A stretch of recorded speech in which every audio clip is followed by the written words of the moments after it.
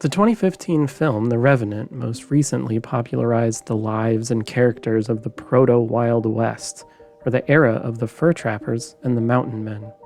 I got curious if the pronunciation in the film is accurate. I've seen yourself twinnery before. Yeah, what you talking about?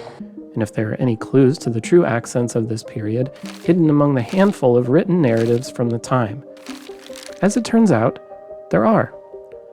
Both traveler George Frederick Ruxton and fur trapper and journal keeper Osborne Russell wrote phonetic passages of the unique manner of speaking they observed while working and spending time among the fur trappers during the 1830s and 1840s. Many of the mountain men and fur trappers of the era were born in the late 18th century in the southern and mid-Atlantic states. Nearly all of them were born just after the American Revolution, with most born during the early 19th century.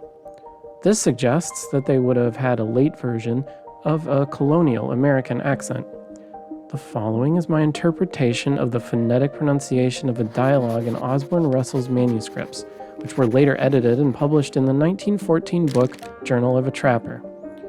Russell wrote of his experiences as he was working and trapping in and around modern Yellowstone National Park in the 1830s. The reconstruction is a combination of the way I have interpreted the phonics of the written words themselves, as well as research conducted on the late colonial and early American accent from Virginia and the mid-Atlantic. I chose to read the first part without an accent, as it is part of the general narrative and not part of the accented dialogue. We had been in camp but a few minutes when two trappers rode up, whom we called Major Meek and Dave Crow. The former was riding a white Indian pony, a tall Virginian who had been in the mountains some 12 years.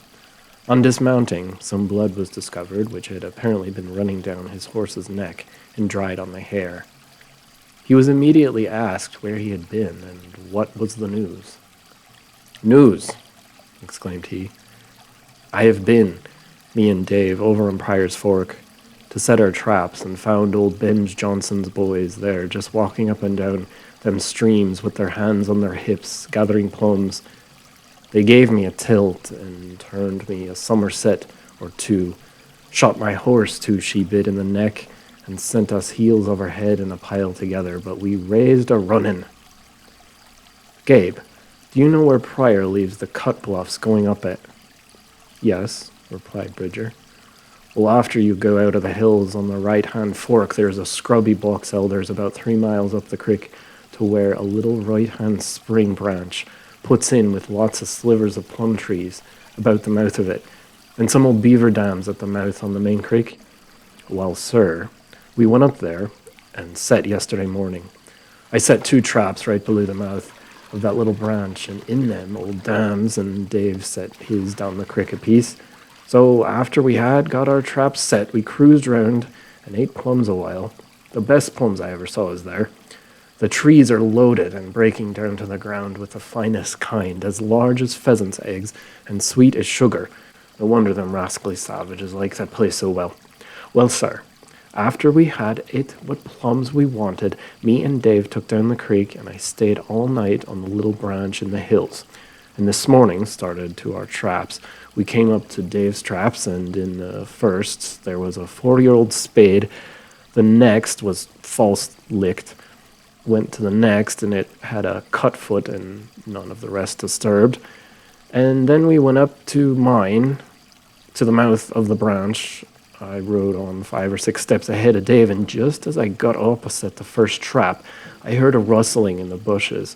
Within about 5 steps of me, I looked around, and pop, pop, pop, went the guns, covering me with smoke so close that I could see the blanket wads coming out of their muzzles.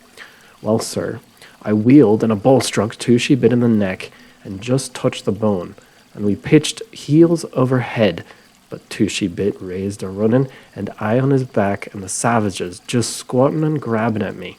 But I raised a fog for about a half a mile till I overtook Dave.